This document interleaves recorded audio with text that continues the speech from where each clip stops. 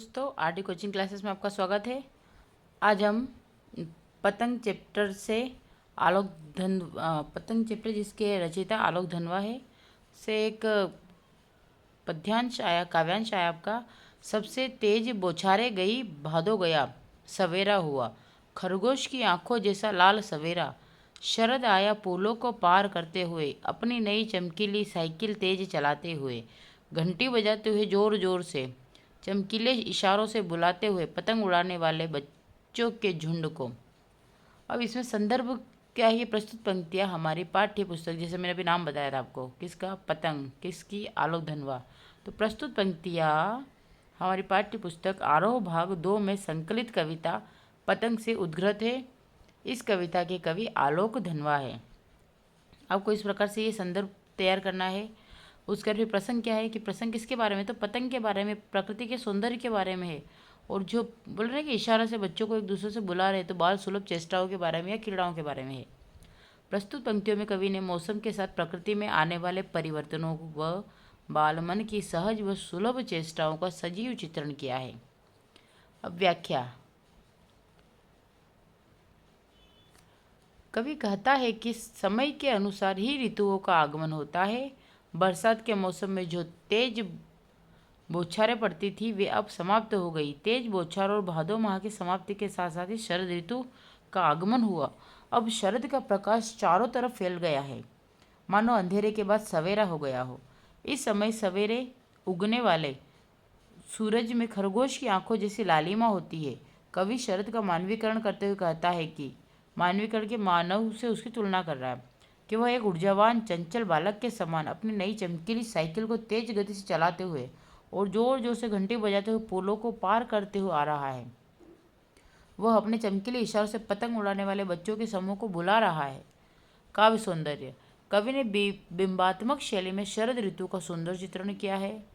शरद ऋतु का मानवीकरण किया गया है। उपमा, अनुप्रास, श्लेष्म, पुनरुक्ति, प्रकाश अलंकारों का सुंदर प्रयोग है। खड़ी बोली में सहज व्यक्ति है और लक्षणा शब्द शक्ति का प्रयोग हुआ है।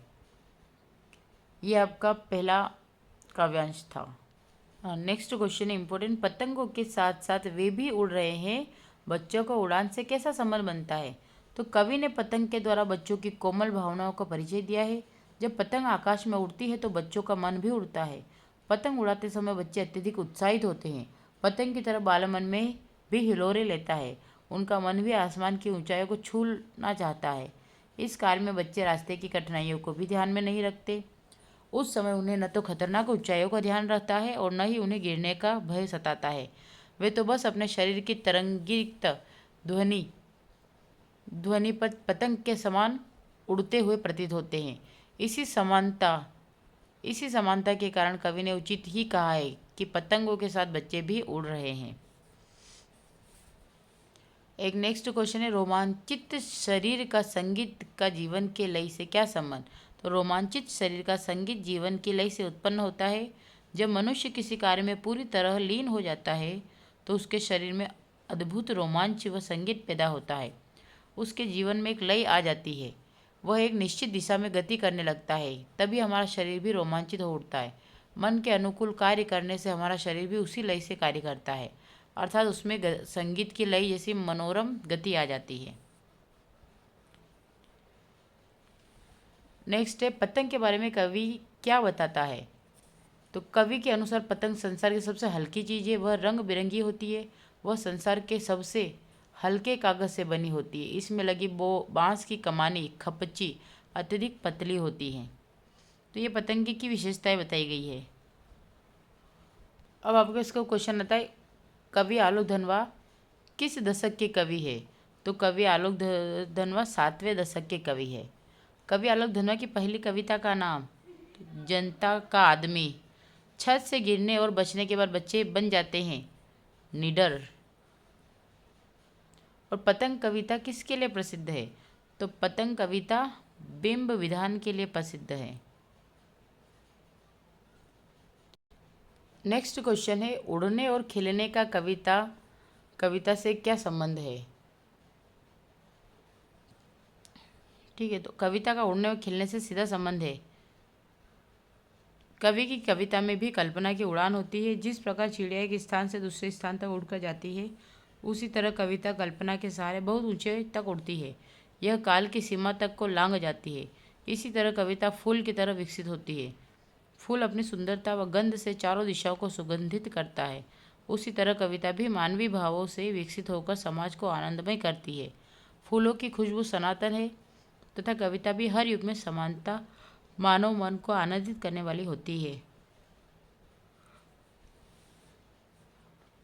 कविता के संदर्भ में बिना मुरझाए महकने के मायने क्या होते हैं? तो प्रस्तुत पंक्ति में कवि ने कविता की समानता फूल से की है। फूल क्षण भंगुर होता है, वह अपनी सुगंध के वातावरण को सुगंधित कर शीघ्र ही झड़ जाता है, किंतु कविता कभी मुरझाती नहीं। वह अमर होती है तथा युगों युगों तक मानव समाज को प्रेरणा देती है। अपनी जीवंतता की वजह से इसकी महक हमेशा रहती है। कविता के माध्यम से जीवन में हम आज भी आनंदित व भाव विभोर हो सकते हैं। नेक्स्ट क्वेश्चन है, भाषा को सहूलियत से बरतने से क्या अभिप्राय है? तो भाषा को सहूलियत से बरतने का आशय यह है कि उसका सरलता, स्पष्टता, सहजता और सादगी पूर्ण प्रयोग करना चाहिए। कोई भी रचना करते समय कवि को आडंबरपूर्ण, भारी भरकम, बनावटी शब्द तथा समझ में न आने वाली शब्दावलियों का प्रयोग नहीं करना चाहिए। अपनी बात को स्पष्ट, सहज व व्यावहारिक भाषा में कहना चाहिए ताकि प्रत्येक व्यक्ति कवि की भावना को समझ सके।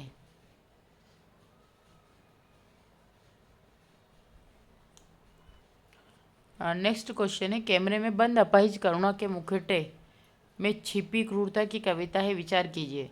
तो कैमरे में बंद अपाहिज कविता अपनेपन की भावना में छिपी करुणा नहीं बल्कि अपितु क्रूरता को व्यक्त करती है। इस कविता में कवि ने सामाजिक उद्देश्यों के नाम पर अपाहिज की पीड़ा को जनता तक पहुंचाया है। यह कार्य बाह्य रूप से करुण भाव को दर्शाता है, परंतु इसका वास्तविक उद्देश्य कुछ और ही होता है। इसमें अपाहिज से जो बेहूदे प्रश्न पूछे गए वे अपाहिज की पीड़ा को बढ़ाने वाले एवं संवेदनहीन है। उनमें करुणा नहीं है, क्रूरता। संचालक अपाहिज की अपंगता बेचना चाहता है। वह एक रोचक कार्यक्रम बनाना चाहता है ताकि उसका कार्यक्रम जनता में लोकप्रिय हो सके। अब इसमें है कि करुणा के मुखौटे में छुपी क्रूरता की कविता कौन है? तो कैमरे में बंद अपाहिज। अब मुस्कुराएंगे हम पंक्ति में हम है दूरदर्शन। रघुवीर साहई की कविता कैमरे में बंद अपाहिज उनके किस काव्य रचना से ली गई? लोग भूल गए से। कैमरे के सामने लाया जाता है एक अपाहिज को। ठीक है दोस्तों, आज के लेक्चर में इतना ही करेंगे। अगर मेरे चैनल अच्छा लगे तो लाइक करें, शेयर करें, सब्सक्राइब करें। Thank you.